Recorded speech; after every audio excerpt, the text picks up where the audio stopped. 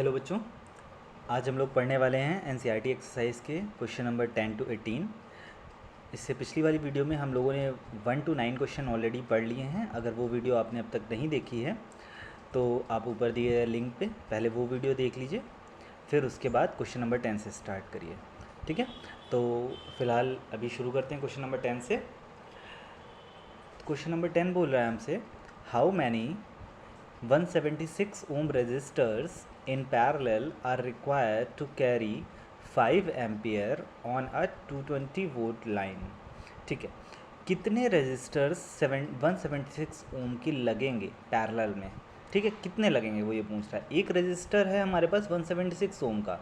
अब ऐसे ही काफ़ी सारे रजिस्टर रखे हुए हैं 176 ओम के हमारे पास, वो हमें सारे पैरेलल में फ़िट करने हैं।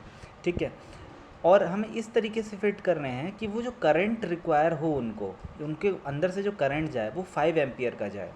ठीक है, क्योंकि पैरेलल में करंट वेरी करेगा, तो जिस हिसाब से जितने रजिस्टर हम लगाएंगे उस हिसाब से करंट जाएगा। तो हम कितने रजिस्टर पैरेलल में एक के बाद एक लगा दें जिससे कि 5 एम्पियर का करंट पास हो उनके थ्रू, और वोल्टेज जो है वो तो 220 वोल्ट फिक्स है पहले से। ठीक है, अब देखते हैं कि इसका सॉल्यूशन कैसे होगा। बेटा सॉल्यूशन बहुत ही सिंपल है। सबसे पहले क्या करना है कि हम एक मान लेते हैं कि नंबर ऑफ़ रजिस्टर्स जो हैं जितने लगेंगे 176 ओम के वो n है। ठीक है, तो n है तो n होंगे, मतलब अगर हम 1 + 1 + 1 मतलब हम कितने भी जोड़ें तो लास्ट सबको जोड़ने के बाद n आना चाहिए हमारे पास। तो वही काम हम करेंगे अगर हमें टोटल रेजिस्टेंस निकालनी है। अब भाई पैरेलल में हम रेजिस्टेंस लगा रहे हैं, तो इक्विवेलेंट रेजिस्टेंस या नेट रेजिस्टेंस अगर हम निकालेंगे तो क्या करेंगे, 1/r = 1/176 + 1/176। अरे फॉर्मूला होता है ना 1/r = 1/r1 + 1/r2 + 1/r3, बस वही वाला फॉर्मूला लगाए। यहाँ पे सारे r सेम है इसलिए सबकी वैल्यू 176 रखी है। अच्छा नीचे तो देखिए 176 सेम है, ऊपर जो होगा वो सारे ऐड ऑन हो जाएंगे, और सारे ऐड हो जाएंगे 1 + 1 + 1, और ये कहाँ तक चलेंगे, जितने टोटल रेजिस्टर हैं। टोटल रेजिस्टर हमने कितने माने हैं, n माने हैं, तो ये हो जाएगा n/176। ये किसकी वैल्यू है, ये है हमारी 1/r की। अगर यहाँ से हम r की वैल्यू निकालें तो क्या करना पड़ेगा, हमें रेसिप्रोकल कराना पड़ेगा। तो हम राइट हैंड साइड भी रेसिप्रोकल करा देंगे, दोनों साइड रेसिप्रोकल कराया तो हमारा r = आ गया 176/n ओम। ये हमारा इक्विवेलेंट रेजिस्टेंस आया जब सारे register number of registers n जो थे वो सारे लगे हुए हैं पैरेलल में। लेकिन अभी हमें निकालना यही n है। ठीक है, इट इज़ गिवन दैट, अब हमें क्या क्या पता है, वोल्टेज पता है और करंट पता है, क्योंकि n नंबर ऑफ़ रजिस्टर लगाने पे हमें करंट मिलना चाहिए 5 एम्पियर का। ठीक है, यहाँ से हम ओम्स लॉ लगा सकते हैं। ओम्स लॉ होता है V/I। ठीक है, R = V/I, जिसमें हमने वैल्यूज़ पुट कर दी। R की वैल्यू पुट करी 176/n, V की वैल्यू पुट करी 220 और I की वैल्यू 5 पुट करी, तो हमारा यहाँ से निकल गया 44 ओम। तो यहाँ से हमें समझ में आ रहा है कि रेजिस्टेंस जो होना चाहिए वो 44 ओम होना चाहिए। ठीक है, तो अगर टोटल ओम जो है टोटल रेजिस्टेंस जो है वो 44 ओम है, तो यहाँ पे हम नेट रेजिस्टेंस 44 ओम रख देंगे, यहाँ से n की वैल्यू निकल के आ जाएगी हमारे पास। ये बेटा टोटल रेजिस्टेंस है आपके सामने, और यहाँ पे जो 176 ओम जो रेजिस्टर, ये एक सिंगल रजिस्टर का रेजिस्टेंस है। ये हमारे पास नेट रेजिस्टेंस या इक्विवेलेंट रेजिस्टेंस निकला है। ठीक है, तो यहाँ से हमारा फिर हमने R = 176/n था, R की वैल्यू पुट कर दी, तो यहाँ से n की वैल्यू आ जाएगी जो कि आपकी आई है 4। तो हम कह सकते हैं 4 register should be joined in parallel. तो अगर 4 रजिस्टर को पैरेलल में लगाएंगे तो हमारा नेट रेजिस्टेंस निकलेगा 44 ओम, और इस हिसाब से आंसर आ गया हमारा। ठीक है, नेक्स्ट क्वेश्चन देखते हैं।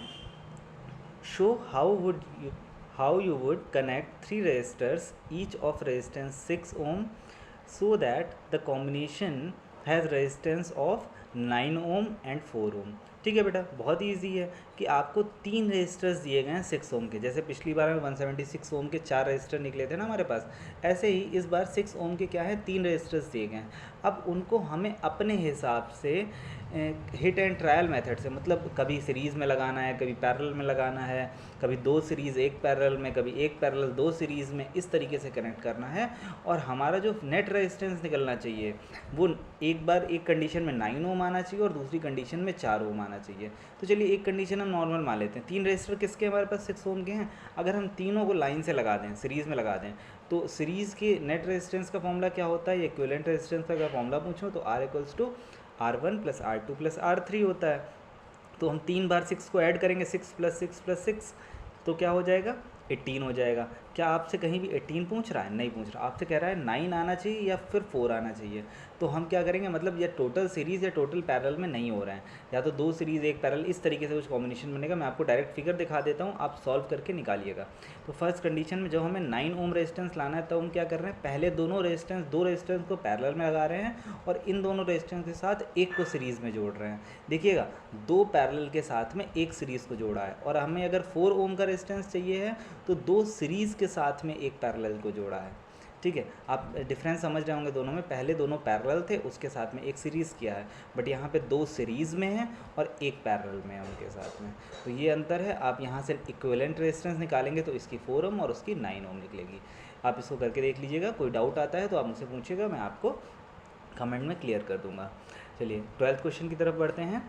बोल रहा है several electric bulbs designed to be used on a 220 volt electric supply line.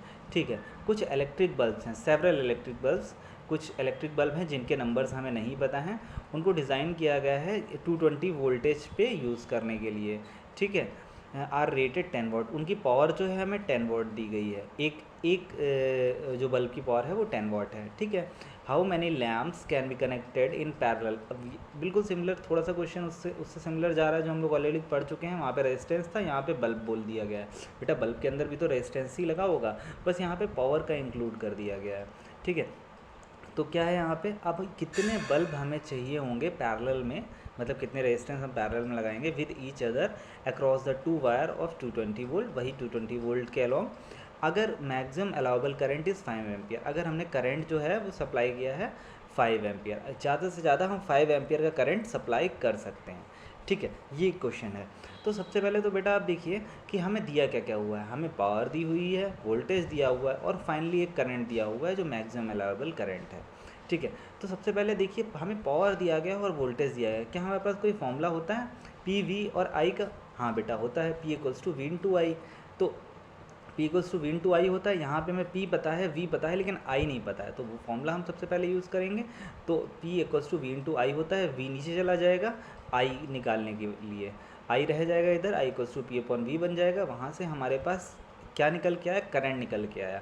आप कहेंगे सर क्वेश्चन में करंट तो हमें दिया हुआ था 5 एम्पियर का। नहीं बेटा, क्वेश्चन में जो करंट दिया गया था वो हमें टोटल अलाउबल करंट दिया गया था, मतलब मैक्सिमम इतना हम दे सकते हैं करंट। बट एक बल्ब में कितना करंट जा रहा है, एक बल्ब में जा रहा है 1/22 एम्पियर। ठीक है, अब हम कितने बल्ब लगाएंगे इस तार में, इस लाइन में कितने बल्ब लगाएं कि जो करंट जाना चाहिए वो 5 एम्पियर का पास होना चाहिए टोटल। तो हम नंबर ऑफ़ बल्ब्स बढ़ाते रहेंगे तभी तो करंट बढ़ेगा। तो बल्ब बढ़ाते रहेंगे मतलब कि इस तरीके से देखिए, बल्ब बढ़ाते रहेंगे तो हमारे पास टोटल करंट कितना था 5।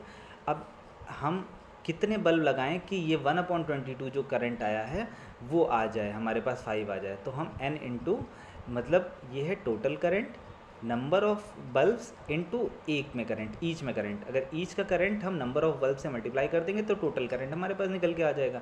अब जो जो वैल्यूज़ हमें पता थी वो पुट कर दी, यहाँ से हमने सॉल्व करके n की वैल्यू निकाल ली, जो कि आपका आ गया 5 × 22 इक्वल्स टू 110।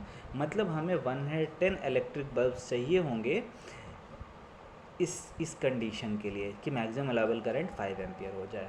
बहुत ही सिंपल था, कुछ नहीं। आपने देखिए क्या किया है, बहुत रिकैप करवाऊँ अगर मैं आपको, आपने सबसे पहले करंट निकाला आई और वहाँ से फॉर्मूला लगा दिया। ये कोई नया फॉर्मूला नहीं है, एक का करंट, आप बेसिक है फर्स्ट क्लास में भी यही चीज़ पढ़ते हैं, एक का करंट इंटू नंबर ऑफ़ जितने बल्ब्स लगे हुए हैं इक्वल्स टू टोटल, यही तो होता है। ठीक है, इस तरीके से हमने निकाल लिया। 13 क्वेश्चन देखते हैं। A hot plate of an electric oven connected to a 220 volt line has two resistance coils A and coil B। ठीक है, हमारे पास दो कॉइल्स रेजिस्टेंस की कॉइल्स हैं। ठीक है, जिनको हम 220 वोल्ट से कनेक्ट कर रहे हैं। ठीक है, ईच ऑफ 24 ओम रेजिस्टेंसेस। ठीक है, अब ये कॉइल ए जो थी इसका भी 24 ओम रेजिस्टेंस है और कॉइल बी का भी 24 ओम रेजिस्टेंस है। तो 24 ओम का रेजिस्टेंस है, विच में बी यूज़ सेपरेटली, दोनों को अलग अलग सेपरेटली यूज़ किया जा रहा है, इन सीरीज़ और in parallel. What are the currents in the 3 cases, 3 case में क्या करंट होंगे। ठीक है, अलग अलग यूज़ किया जा रहा है, मतलब यूज सेपरेटली इन सीरीज़ और इन पैरेलल। तीन कंडीशन आपको दी गई हैं। सबसे पहला है सेपरेटली, अगर हम अलग अलग यूज़ करें तब क्या होगा, करंट, आपसे करंट पूछ रहा है, ठीक है। करंट कब क्या क्या होगा, एक बार सेपरेटली यूज़ कर रहे हैं, एक बार सीरीज़ में यूज़ कर रहे हैं और एक बार पैरेलल में यूज़ करें। ये तीन कंडीशन है, करंट निकालना है हमें। बहुत ही सिंपल है। हमें क्या दिया गया है बेटा, रेजिस्टेंस दिया गया है और वोल्टेज दी गई है। क्या हमें ओम्स लॉ नहीं पता है? ओम्स लॉ हमें पता है, तो हम simple V equals to I R लगा के, V हमें पता है, R पता है, I निकल आएगा। I कब का निकल आएगा, सेपरेटली निकल के आ जाएगा। अब हम अगर इन्हीं, ये जो दो रेजिस्टर थे ना A और B, इनको हम क्या करें, अगर सीरीज़ में मान लो कनेक्ट कर दें तो क्या होगा, तो सीरीज़ में कनेक्ट कर दें तो सीरीज़ में पहले, ये हम अब सेकेंड वाला कंडीशन ले रहे हैं, सेपरेटली का तो आ गया, simple V equals to I R से। सीरीज़ वाले में पहले हमें एक सीरीज़ में रेजिस्टेंस निकालना पड़ेगा कि अगर हमने ए और बी को सीरीज़ में लगा दिया तो क्या हो जाएगा बेटा, 24 + 24 हमें 2 बार करना पड़ेगा और यहाँ से 48 ओम का रेजिस्टेंस निकल के आ जाएगा और यहाँ पे रेजिस्टेंस हमारा चेंज हो जाएगा। वही सेम फॉर्मूला यूज़ करेंगे, इक्वल्स टू V/R। तो 220 से हम 48 को डिवाइड कराएंगे। इस बार हमारे पास आएगा 4.6 एम्पियर। पिछली बार करंट कितना आया था, 9.2 एम्पियर, ठीक है। अब थर्ड केस में क्या करना पड़ेगा बेटा, इस बार रेजिस्टेंस हमने सीरीज़ में लगाए थे, थर्ड केस में हमें पैरेलल में लगाने हैं, तो हम पैरेलल का फॉर्मूला लगाएंगे 1/24 और 1/24 को ऐड करेंगे तो ये आएगा हमारे पास। तो टोटल रेजिस्टेंस हमारा निकल के आया, इक्विवेलेंट रेजिस्टेंस 12 ओम, और इस बार हमने रेजिस्टेंस की जगह 12 ओम रखा तो हमारे पास करंट निकल के आ गया 18.3 एम्पियर। तो सबसे ज़्यादा करंट किस कंडीशन में हुआ, तीनों कंडीशन, पहले कंडीशन में 9.2 एम्पियर, सेकेंड सीरीज़ में 4.6 एम्पियर और थर्ड 18.3 एम्पियर। तो सबसे ज़्यादा 18.3 पैरेलल की कंडीशन में हुआ और सबसे कम सीरीज़ की कंडीशन में करंट हुआ, ठीक है। अब चलते हैं नेक्स्ट क्वेश्चन की तरफ। 14 क्वेश्चन क्या कह रहा है हमसे, compare the power used in the 2 ohm resistor. कितनी पावर यूज़ कर रहा है 2 ओम का रेजिस्टर, ठीक है। 2 ओम का रेजिस्टर का हमें बताना है, ठीक है। In each of the following circuits, दो सर्किट नीचे दिए गए हैं, देखिए दो सर्किट आपको दिए गए हैं, इन दोनों में अलग अलग कंडीशंस हैं और हमें 2 ओम का रेजिस्टर कितनी पावर यूज़ कर रहा है ये बताना है। तो पहला सर्किट क्या है, एक 6 वोल्ट की बैटरी है जिसको सीरीज़ में कनेक्ट किया गया है 1 ओम और 2 ओम के साथ में, रेजिस्टर के साथ में, ठीक है। तो देखिए यहाँ पे भी हमें वही चीज़ है, हमें पावर निकालनी है और हमें क्या दिया गया है, सीरीज़ में कनेक्ट कर रहे हैं बैटरी को, दोनों रेजिस्टर्स को, ठीक है। अब सीरीज़ में कनेक्ट कर रहे हैं तो सीरीज़ में हमें पता है हम करंट के थ्रू निकाल सकते हैं, इसलिए हमें फॉर्मूला पता है P equals to I² × R।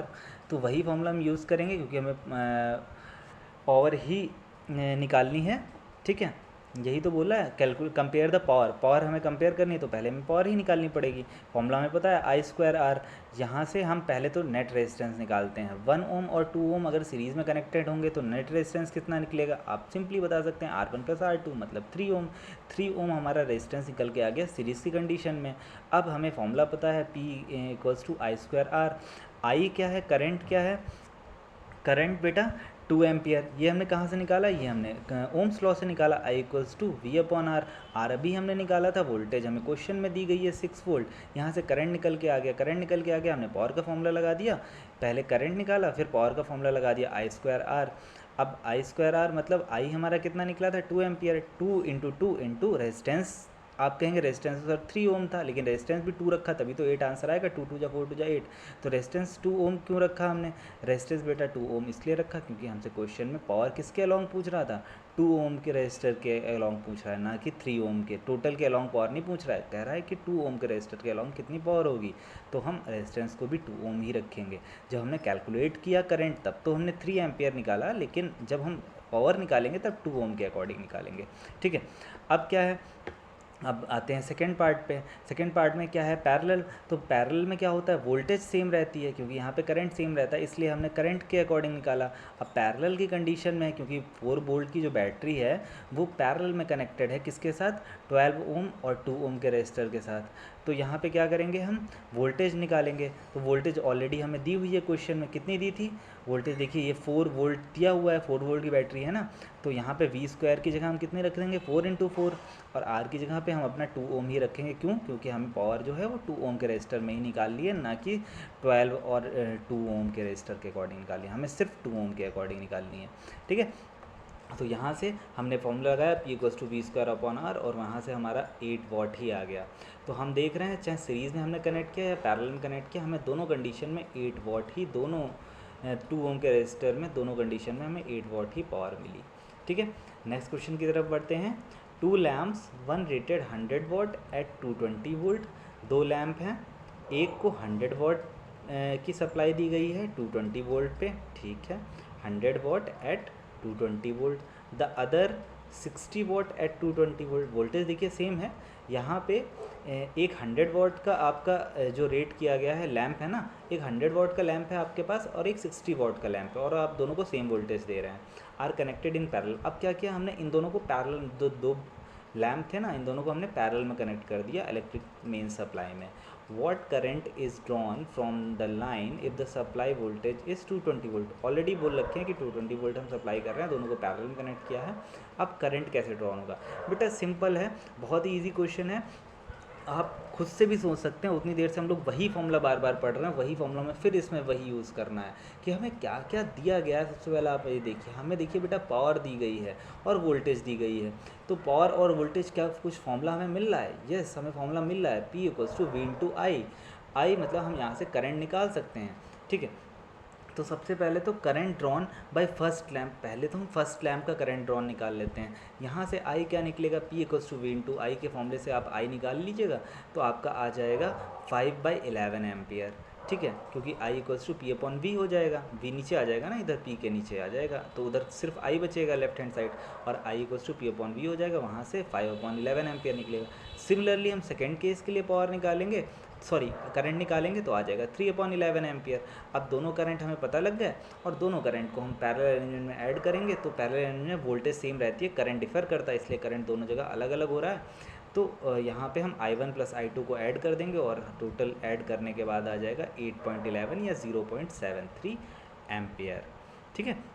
यहाँ से हमें समझ में आ गया कि जो 0.73 एम्पियर होगा ये होगा करंट ड्रॉन अगर हम इन दोनों को पैरेलल में लगाएंगे। बहुत ही सिंपल सा था। बढ़ते हैं नेक्स्ट क्वेश्चन की तरफ। Which uses more energy. अब इन दो कंडीशन आगे दी गई हैं, इसमें से कौन सी मोर एनर्जी यूज़ करेगी, ज़्यादा एनर्जी कौन सी लेगी? कौन कौन सी दो कंडीशन है? एक 250 वॉट का टीवी सेट है, उसको आप कितना यूज़ कर रहे हैं? 1 घंटे के लिए यूज़ कर रहे हैं, ठीक है। और दूसरी कंडीशन क्या है? एक आपका 100 वॉट का टोस्टर है, जिसको आप सिर्फ 10 मिनट्स के लिए यूज़ कर रहे हैं। आप फर्क समझिएगा कि आप टीवी देख रहे हैं 1 घंटे तक, जिसकी वोल्ट पावर जो है वो 250 वॉट की है, और आप सिर्फ 10 मिनट के लिए एक टोस्टर को चला रहे हैं जिसकी पावर है आपकी 1200 वॉट। तो इनमें से कौन सी ज़्यादा एनर्जी यूज़ करेगा? आप एक तरीके से अगर देखें, देखिए इसकी पावर कम है लेकिन इसको ज़्यादा टाइम के लिए यूज़ कर रहे हैं, इसकी पावर ज़्यादा है तो इसकी कम टाइम के लिए यूज़ कर रहे हैं, तो क्या इक्वल एनर्जी लेंगे? ये हम कैलकुलेट करके निकाल लेते हैं एनर्जी। बेटा सिंपल, आपको फॉर्मूला पता है। सबसे पहले तो हम निकाल लेते हैं energy used by a TV set of power 250 watt in 1 hour, तो P × T हो जाएगा। आप कहेंगे सर ये कौन सा फॉर्मूला है P × T एनर्जी? बेटा बहुत ही सिंपल, आपने जो एनर्जी पावर का सबसे पहला फॉर्मूला पढ़ा था, पावर = क्या होता है? एनर्जी अपॉन टाइम या वर्क अपॉन टाइम, यही तो होता है पावर। तो वर्क और एनर्जी आप ऊपर कुछ भी रखिए, नीचे टाइम रहता है, क्योंकि पावर रेट होता है ना। तो हमने जो टाइम नीचे था ना, एनर्जी के नीचे जो टाइम था, उसको क्रॉस मल्टीप्लाई करा के राइट हैंड साइड भेज लिया। क्यों? क्योंकि टाइम हमें क्वेश्चन में गिवन था, पावर भी क्वेश्चन में गिवन थी, एनर्जी हमें निकालनी थी, तो एनर्जी को हमने लेफ्ट हैंड साइड में रखा। एनर्जी = पावर × टाइम हो गया, और यहाँ से हमने फॉर्मूला यूज़ किया, तो पावर × टाइम को मल्टीप्लाई करवाया 250 × 1 आवर, तो यहाँ से आ गया हमारे पास 250 वॉट आवर। हमने और में आंसर निकाल लिया, आपको सेकंड में कन्वर्ट नहीं किया। तो अगर हमने यहाँ पे और में आंसर निकाला है, तो सेकंड वाला भी पहले हम मिनट को और में कन्वर्ट करेंगे, तो हो जाएगा 10/60। ये और में आ गया, 60 से डिवाइड कराया ना, तभी तो और में आएगा मिनट को और में कन्वर्ट कराने के लिए। अब यहाँ पे भी हमने सेम फॉर्मूला यूज़ किया, पावर × टाइम, तो 1200 × 10/60, जो कि आ गया हमारे पास 200 वॉट आवर। तो पहले केस में 250 वॉट आवर ये एनर्जी यूज़ करी, दूसरे केस में 200 वॉट आवर एनर्जी यूज़ करी, ठीक है। अब यहाँ पे जूल भी लिख सकते हैं, कोई इशू नहीं है। 250 जूल एनर्जी यूज़ हुई है, यहाँ पे 200 जूल एनर्जी यूज़ हुई है, ठीक है। तो कौन से केस में हमसे क्या पूछ रहा था? एनर्जी कौन सी ज़्यादा यूज़ करेगा, मोर एनर्जी कौन यूज़ करेगा? तो आप देख सकते हैं आपके सामने किसने ज़्यादा एनर्जी यूज़ करी, जो कि है 250 वाट पहले। मतलब ये जो कंडीशन है आपकी, इसने आपकी ज़्यादा एनर्जी यूज़ करी है टीवी ने। क्लियर है आपको? ठीक है, नेक्स्ट देखते हैं। An electric heater of resistance 8 ओम। ओम होगा यहाँ पे 8 ओम का जो रेजिस्टर है वो ड्रॉस 15 एम्पियर। देखिए क्या क्या दिया गया है हमें, 8 ओम का एक रेजिस्टर है जो कि 15 एम्पियर करंट ड्रॉ कर रहा है from the service main for 2 hours. Time period भी हमें दे दिया गया 2 आवर्स का। Calculate the rate at which heat is developed in the heater. Heater में ये सारे इक्विपमेंट्स लगे हुए हैं, तो rate at which heat, rate का जहाँ भी नाम आता है हमें समझ में आ जाता है कि पावर की बात कर रहा है, तो हमें पावर निकालना है। पावर के फॉर्मूला कोई ऐसा है जिसमें हमारे पास रेजिस्टेंस हो और करंट हो। हाँ हमारे पास है, पावर का फॉर्मूला होता है I square R, P equals to I square R. तो वहाँ से हम सिंपल फॉर्मूला लग देंगे कि आई की वैल्यू हमें कितनी दी गई 15 एम्पियर, तो 15 इंटू 15, और रेजिस्टेंस 8 ओम दिया गया तो 8 रख दिया, हमारे पास पावर आ गई 1800 वाट। ठीक है, आप कहेंगे सर टाइम क्यों दिया हुआ है? बेटा टाइम यूज़ आता अगर कुछ और निकालने के लिए हमसे बोलता, हमें टाइम यहाँ पे एक्स्ट्रा दिया हुआ है। टाइम का यूज़ इसलिए नहीं हो रहा है क्योंकि रेट की बात कर रहा है। रेट जो अभी है, जिस रेट से हीट डेवलप हो रही है, अगर 2 घंटे या 4 घंटे बाद भी देखें तो सेम रेट से हीट डेवलप होगी। क्यों? क्योंकि 8 ओम का रेजिस्टेंस 2 क्या 4 घंटे बाद भी 8 ओम का रेजिस्टेंस होगा, और 15 एम्पियर का करंट हम 4 घंटे बाद भी सप्लाई कर रहे होंगे। तो किस रेट से हीट डेवलप हो रही होगी? बेटा वही है, 1800 वाट की पावर लग रही है, इसी रेट से डेवलप हो रही होगी। इतनी ही पावर 4 घंटे बाद भी होगी, इतनी पावर 6 घंटे बाद भी होगी। तो वो 2 घंटे बोला जाए या 6 घंटे बोला जाए, फ़र्क उससे अभी फ़िलहाल जितना पार्ट है इसमें इसका काम नहीं है। ठीक है, लास्ट क्वेश्चन की तरफ बढ़ते हैं। 18th क्वेश्चन, इसमें बोल रहा है why is the tungsten used almost exclusively for filament of electric lamps. ठीक है, तो फिलामेंट ऑफ इलेक्ट्रिक लैम्प्स में टंगस्टन हम लोग क्यों यूज़ करते हैं? क्योंकि आप ये समझिएगा बेटा, टंगस्टन यूज़ करने का पर्पस मेनली एक ही होता है कि हम इलेक्ट्रिक बल्ब को कितनी भी देर तक जला लें, उसके अंदर का जो वायर होता है जिसको हम रेजिस्टेंस टेक्निकल लैंग्वेज में बोलते हैं, वो पिघलता नहीं है। तो उसी से इसीलिए हम उसका फिलामेंट जो बनाते हैं वो आपका देर तक जलता है, मतलब ज़्यादा लाइफ टाइम, उसकी लाइफ टाइम बहुत ज़्यादा रहती है, हीट होने के बाद भी वो मेल्ट नहीं होता है। तो अगर हम टेक्निकल लैंग्वेज में अगर बोलें तो उसका मेल्टिंग पॉइंट जो होता है वो बहुत हाई होता है। ठीक है, तो अगर हम किसी भी और एलिमेंट को अगर हीट करना स्टार्ट करेंगे तो अगर वो थोड़ी सी देर में ज़रा सी भी हीट होने पे अगर मेल्ट होने लगता है तो हमारे लिए वो चीज़ बेकार है। इसलिए हम टंगस्टन का यूज़ करते हैं, क्योंकि वो उसका मेल्टिंग पॉइंट बहुत हाई होता है। चलिए आगे आंसर को देखते हैं क्या लिखा हुआ है यहाँ पे। For filament of electric lamp we require a strong metal with high melting point. Mainly देखिए वही पॉइंट आप क्या आ गया, हाई मेल्टिंग पॉइंट होता है, स्ट्रॉन्ग मेटल होता है, इस वजह से यूज़ करते हैं। Tungsten is used exclusively for filament of electric lamps because its melting point is extremely high। ठीक है, बी क्वेश्चन की तरफ देखते हैं। Why are the conductors of electric heating devices such as bread toasters and electric irons made of an alloy rather than a pure metal? ठीक है, तो यहाँ पे हम लोग एलॉय को क्यों यूज़ करते हैं, कहाँ पे? हीटिंग डिवाइसेस में, इलेक्ट्रिक हीटिंग डिवाइसेस, जैसे कि आपके हीटर हो गए या इलेक्ट्रिक कैटल हो गई, अवन हो गए, ब्रेड टोस्टर हो गए, इन सब में हम लोग एलॉय का यूज़ करते हैं, प्योर मेटल का यूज़ नहीं करते हैं। ऐसा क्यों करते हैं? प्योर मेटल का यूज़ ना करके हम एलॉय का यूज़ क्यों करते हैं? क्योंकि बेटा आप एक चीज़ समझ सकते हैं, प्योर मेटल होगा उसमें क्या हो सकता है, आपका करंट जो है बहुत इजीली पास हो सकता है। अगर करंट पास हो गया मतलब उसकी रेजिस्टेंस कम हो गई, रेजिस्टेंस कम हो गई तो वो हीट नहीं करेगा, हीट नहीं करेगा तो हम क्या हो जाएगा, आप समझिएगा इस बात को। अगर हीट नहीं किया तो फिर हमारे लिए वो टोस्टर बेकार है, क्योंकि टोस्टर अगर हीट नहीं करेगा तो हम ब्रेड टोस्ट कैसे करेंगे, तो हमारे लिए वो चीज़ बेकार है। जितनी भी हीटिंग डिवाइसेज हैं वहाँ पे हम एलॉय का यूज़ करते हैं, क्योंकि उनकी रेजिस्टेंस आपकी ज़्यादा रहे और वो ईज़िली हीट हो सकें। ठीक है, तो यहाँ से हमें समझ में आता है। आइए पढ़ लेते हैं एक बार answer. Conductors of electric heating devices are made of an alloy rather than a pure metal due to high resistivity, high resistivity की वजह से, और than pure metal and high melting point, और हाई मेल्टिंग पॉइंट भी होता है, high resistivity तो होती है, साथ ही साथ हाई मेल्टिंग पॉइंट भी होता है, जिससे अगर गर्म होते हैं तो पिघलते नहीं हैं जल्दी, बहुत ज़्यादा इनका मेल्टिंग पॉइंट होता है।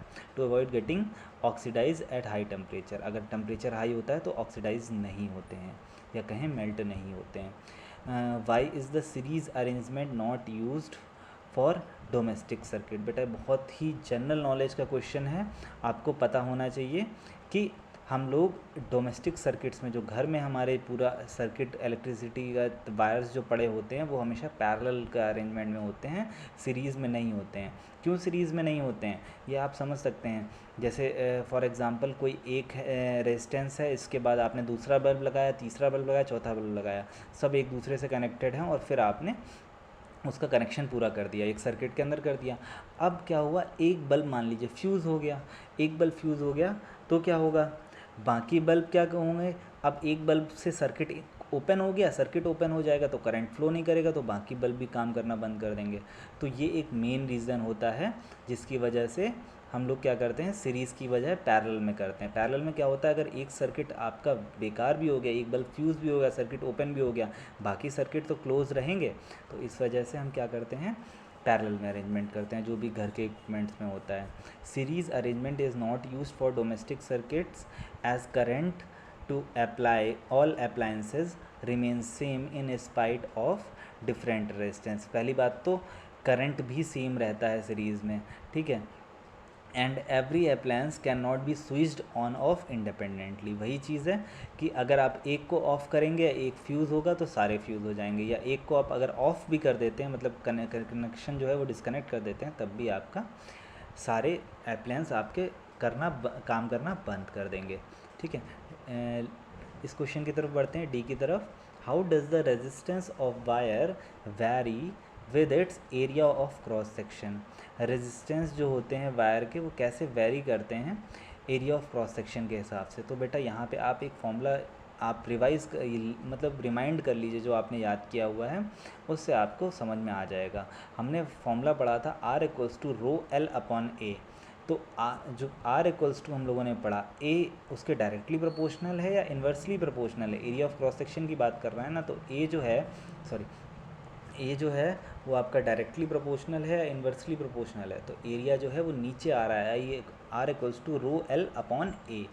तो एरिया नीचे आ रहा है तो मतलब इन्वर्सली प्रोपोर्शनल हो गया, मतलब जैसे जैसे एरिया ऑफ क्रॉस सेक्शन बढ़ेगा तो रेजिस्टेंस घटेगी, या इसका उल्टा अगर मैं बोलूँ, एरिया ऑफ क्रॉस सेक्शन अगर कम होगा तो रेजिस्टेंस आपकी बढ़ेगी। क्वेश्चन पढ़ लेते हैं, आंसर पढ़ लेते हैं। Resistance of a wire is inversely proportional to its cross sectional area, ठीक है। लास्ट क्वेश्चन पढ़ते हैं।